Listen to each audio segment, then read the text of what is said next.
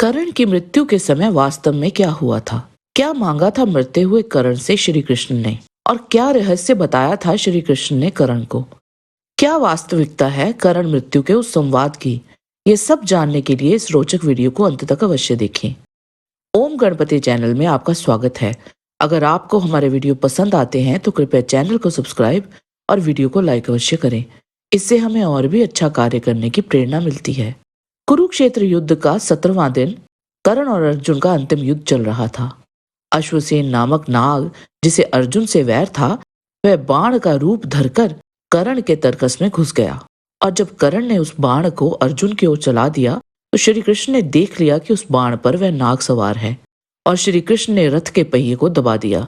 इसके उपरांत अर्जुन ने उस नाग को मार डाला और कई बाण चलाकर कर्ण के कवच के बहुत से टुकड़े कर डाले। तत्पश्चात अर्जुन ने कर्ण की छाती को विदीर्ण कर डाला। अत्यंत आहत हो जाने के कारण कर्ण रथ पर ही लड़खड़ाता हुआ मूर्छित हो गया। तब भगवान श्री कृष्ण ने अर्जुन से कहा, कर्ण शक्तिशाली होकर आक्रमण करे, इससे पहले ही तुम इसे मार डालो।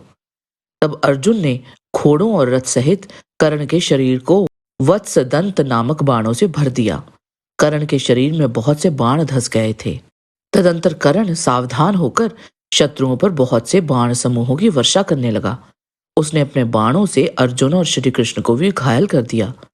तब अर्जुन ने लोहमय दिव्य बाण को अभिमंत्रित करके उसमें रौद्रास्त्र का आधान किया और उसे कर्ण पर छोड़ने का विचार किया। इतने ही में पृथ्वी ने राधा पुत्र कर्ण के पहिए को ग्रस लिया। ये देख कर्ण शीघ्र ही रथ से उतर पड़ा और उद्योग पूर्वक अपनी दोनों भुजाओं से पहिए को थामकर उसे ऊपर उठाने का विचार किया। पहिया फंस जाने के कारण कर्ण क्रोध से आंसू बहाने लगा और रोषोवेश से युक्त अर्जुन की ओर देखकर इस प्रकार बोला, महाधनुर्धर कुंती कुमार, 2 घड़ी प्रतीक्षा करो, जिससे मैं इस फंसे हुए पहिए को पृथ्वी तल से निकाल लूं। कुंती कुमार, जिस मार्ग पर कायर चला करते हैं उसी पर तुम भी ना चलो, क्योंकि तुम युद्ध कर्म में विशिष्ट वीर के रूप में विख्यात हो। अर्जुन, जो युद्ध से मुंह मोड़ चुका हो, हाथ जोड़कर शरण में आया हो, हथियार डाल चुका हो, प्राणों की भीख मांगता हो, जिसके बाण कवच और दूसरे दूसरे आयुध नष्ट हो गए हों, ऐसे पुरुष पर शूरवीर शस्त्रों का प्रहार नहीं करते हैं। पांडुनंदन, तुम लोक में महान शूर और सदाचारी माने जाते हो। तुम अमेय आत्मबल से संपन्न तथा युद्ध स्थल में कार्तवीर्य अर्जुन के समान पराक्रमी हो। महाबाहो, जब तक मैं इस फंसे हुए पहिए को निकाल रहा हूं, तब तक तुम रथ आरूढ़ होकर भी मुझ भूमि पर खड़े हुए को बाणों की मार से व्याकुल न करो।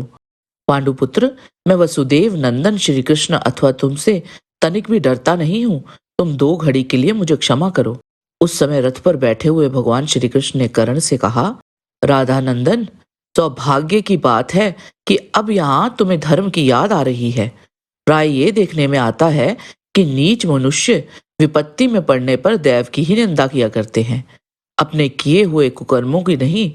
कर्ण, जब तुमने तथा दुर्योधन, दुशासन और सुबल पुत्र शकुनी ने एक वस्त्र धारण करने वाली रजस्वला द्रौपदी को सभा में बुलवाया था, उस समय तुम्हारे मन में धर्म का विचार नहीं उठा था।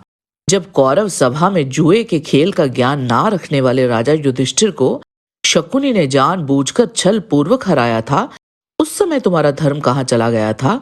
कर्ण, वनवास का 13वां वर्ष व्यतीत हो जाने पर भी जब तुमने पांडवों का राज्य उन्हें वापस नहीं दिया था, उस समय तुम्हारा धर्म कहाँ चला गया था? जब राजा दुर्योधन ने तुम्हारी ही सलाह लेकर भीमसेन को जहर मिलाया हुआ अन्न खिलाया और उन्हें सर्पों से डसवाया, उस समय तुम्हारा धर्म कहाँ गया था? राधा नंदन, उन दिनों वारणावत नगर में लाक्षा भवन के भीतर सोए हुए कुंती कुमारों को जब तुमने जलाने का प्रयत्न कराया था, उस समय तुम्हारा धर्म कहाँ गया था? राधा नंदन, पहले नीच कौरवों द्वारा कलेश पाती हुई निरपराध द्रौपदी को जब तुम निकट से देख रहे थे, उस समय तुम्हारा धर्म कहाँ गया था?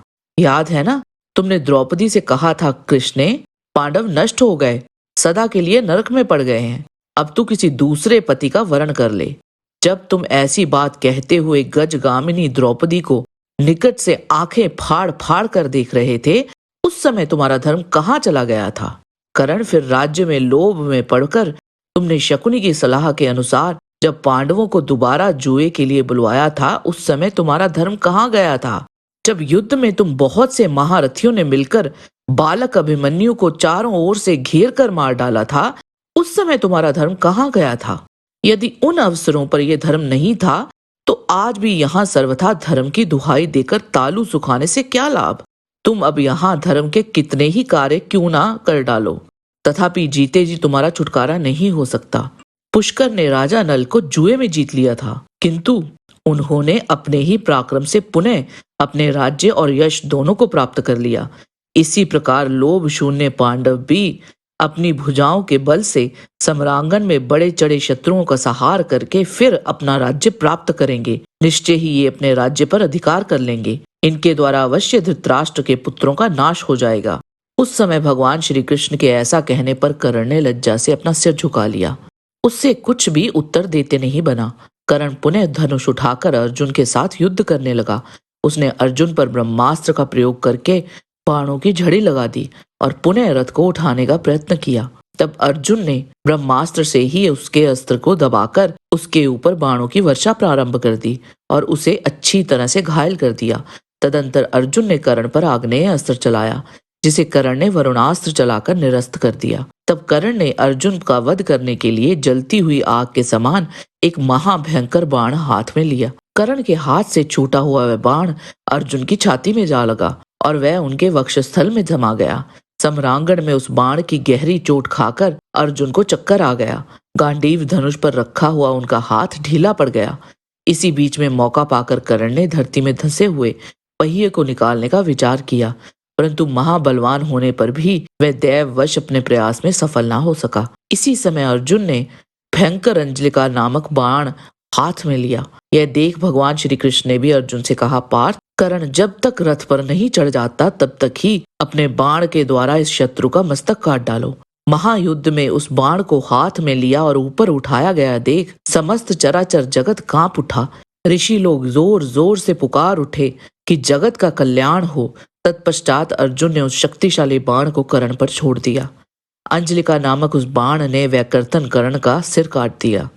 अंजलिक द्वारा कटा हुआ कर्ण का वह मस्तक पृथ्वी पर गिर पड़ा। उसके बाद उसका शरीर भी धराशायी हो गया। धरती पर गिराए गए कर्ण के शरीर में से एक तेज निकलकर आकाश में फैल गया और ऊपर जाकर सूर्य मंडल में विलीन हो गया। जय श्री कृष्ण। आज के वीडियो में बस इतना ही। आशा करते हैं कि आपको हमारा ये वीडियो पसंद आया होगा। कृपया इसे लाइक और शेयर अवश्य करें। किसी भी प्रकार की त्रुटि के लिए आप सबसे क्षमा याचना करते हुए आपसे निवेदन है कि प्रेम पूर्वक परम पिता परमात्मा को मन में धारण करें और बोलें, वैदिक सनातन धर्म की सदा ही जय।